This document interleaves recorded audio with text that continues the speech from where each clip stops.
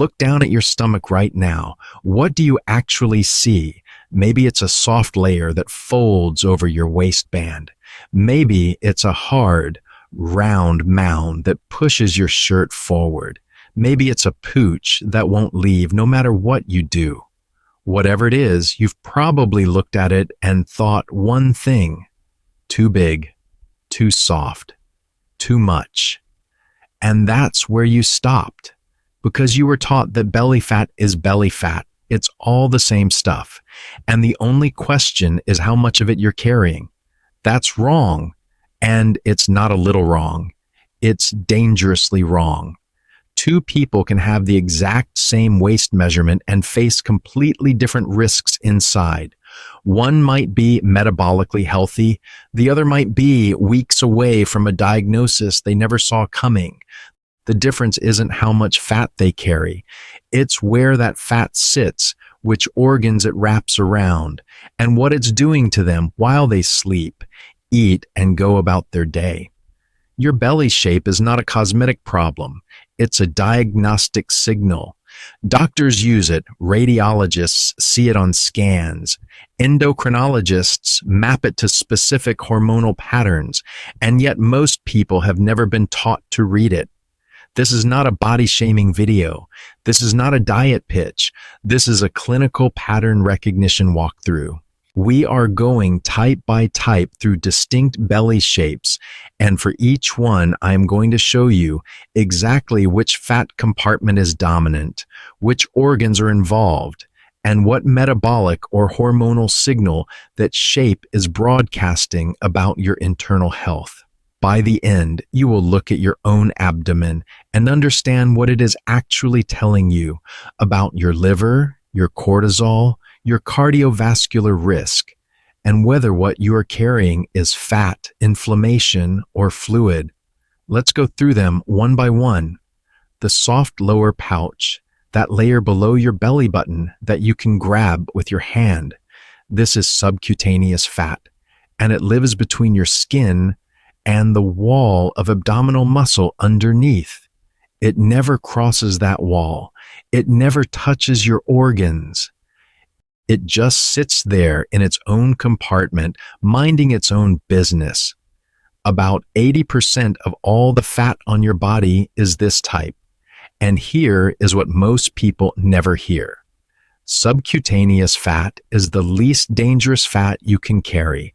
It pumps out lower levels of inflammatory molecules compared to deeper fat.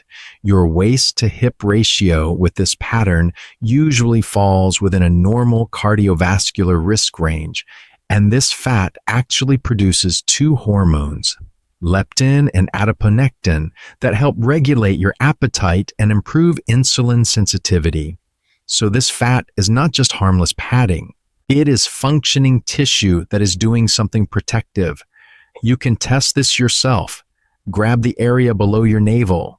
If it is soft and you can pinch it easily between your fingers, that is subcutaneous fat sitting outside the muscle wall. Remember that pinch test, because the next belly shape fails it completely. If your belly is round, firm, and pushes outward, but you cannot pinch a thick fold, you're dealing with something entirely different. That firmness is not muscle. It is fat packed behind the abdominal wall, deep inside the peritoneal cavity, wrapping around your liver, your intestines, your kidneys, and your pancreas. This is visceral fat, and the reason it feels hard is mechanical. The fat is underneath the muscle layer, pushing it outward like air filling a tire from the inside. You are not pressing on a soft layer. You are pressing against a pressurized container. This is the belly shape most strongly linked to metabolic syndrome. Visceral fat cells are hyperactive. They break down their own stored fat at a high rate, flooding your portal vein, the direct highway to your liver, with free fatty acids. Your liver gets overwhelmed. Insulin resistance follows.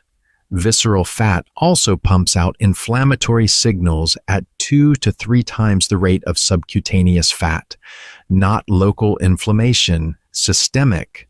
your entire body runs hotter, immunologically speaking, because of what is happening in this one compartment. The clinical thresholds are specific.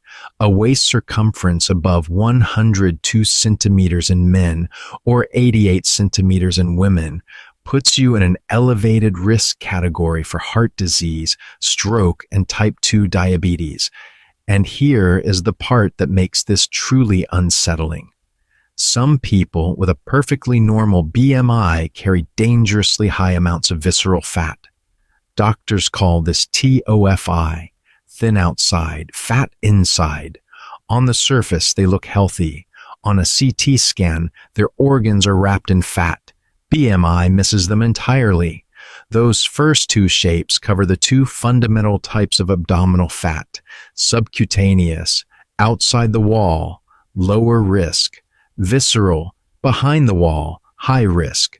But from here, the picture gets more specific, because certain belly shapes do not just tell you what kind of fat you are carrying. They tell you which organ is in trouble. If your belly changes size throughout the day, if it is relatively flat in the morning and noticeably distended by evening, if it feels tight and bloated, especially after meals, you may not be looking at a fat storage problem at all. You may be looking at your liver. Non-alcoholic fatty liver disease affects roughly 1 in 4 adults on the planet.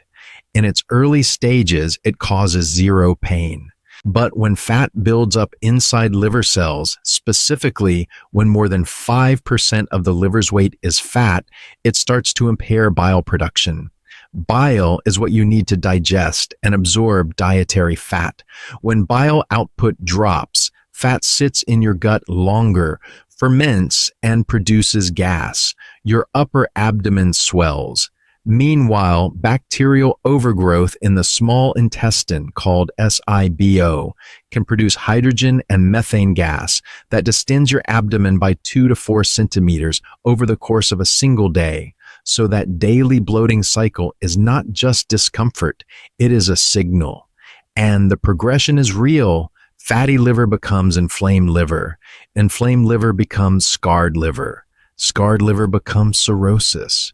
You cannot stage that progression by looking at your belly, but persistent upper abdominal fullness combined with elevated liver enzymes on a blood test is a clinical flag that something is happening inside that organ. The part that catches people off guard is this. You can have a fatty liver with a BMI of 22. The lean fatty liver phenotype accounts for up to 20% of all fatty liver cases, and it gets missed constantly because nobody looks at a thin person and thinks liver disease. That bloated belly is the clue that gets ignored. But there is a belly shape that points to a completely different system, not the liver, not the gut, the adrenal glands. If your midsection is thickening, but your arms and legs are getting thinner, that pattern has a name: cortisol-driven central adiposity. Cortisol, your primary stress hormone, does something very specific to fat storage. It activates an enzyme called lipoprotein lipase, but only in visceral fat tissue. That means when cortisol is chronically elevated, your body is being chemically instructed to store fat around your organs and nowhere else. At the same time, cortisol is catabolic to muscle. It breaks down the protein in your arms and legs for energy. So the trunk gets thicker while the limbs get thinner. The extreme version of this is Cushing's syndrome, the moon face, the buffalo hump, the swollen midsection. But you do not need full-blown Cushing's to see this pattern. Chronic stress, poor sleep, and elevated evening cortisol, which is exactly when cortisol should be at its lowest, can produce a milder version of the same body shape. And here is where the biology becomes a trap. Visceral fat does not just respond to cortisol, it makes its own.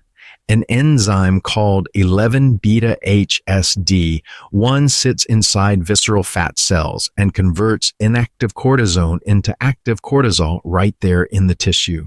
The fat is manufacturing the hormone that tells the body to make more fat. It is a self-reinforcing loop, and it means that once this pattern establishes itself, it actively resists reversal. The final belly shape is the one that should never be ignored. A belly that is uniformly swollen, taut like a drum, hard across the entire surface, and appears alongside swollen ankles or puffy flanks. This may not be fat at all. It may be fluid. Ascites is the accumulation of fluid inside the peritoneal cavity, and in about 85% of cases, the cause is portal hypertension from liver cirrhosis. The liver becomes so scarred that blood backs up in the portal vein, pressure builds, and fluid leaks out of the blood vessels into the abdominal space.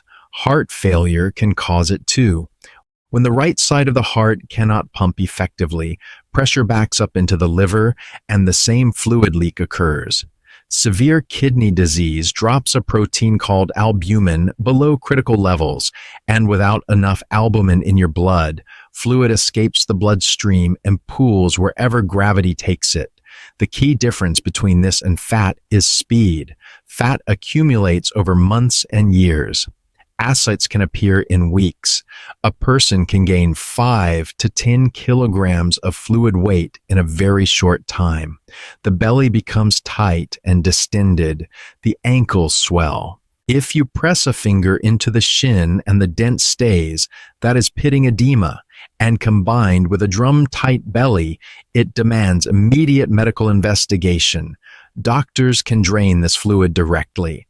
A procedure called paracentesis can remove 5 to 10 liters in a single session. The belly visibly flattens within minutes, but the fluid is not the disease. It is the symptom. The organ underneath is failing. 5 belly shapes, each one pointing to a different internal reality. Subcutaneous fat sitting harmlessly outside the muscle wall. Visceral fat packed behind it, flooding your liver with fatty acids and driving inflammation body-wide. A bloated belly that is not about food, but about a liver quietly drowning in its own fat.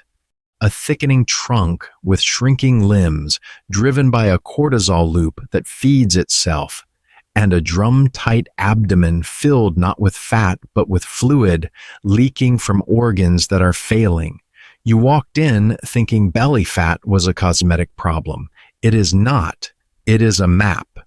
So here is what you do with that map.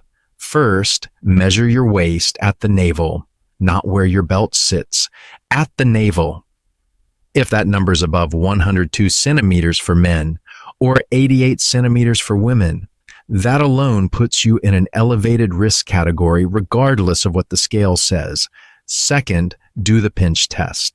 If your belly is soft and graspable, you are likely dealing with subcutaneous fat, the least dangerous kind. But if it is hard, round, and you cannot pinch a thick fold, that fat is behind the wall, around your organs, and it warrants a closer look. If your belly swells and shrinks throughout the day, if it appeared rapidly over weeks rather than months, or if your ankles are swelling alongside it, these are not weight problems. These are organ signals, fasting insulin, liver enzymes, cortisol levels. These are the blood tests that match what your belly is already telling you on the outside. Your body is not hiding this information. It is wearing it.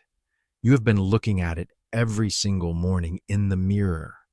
The only thing that changed today is that now you know how to read it.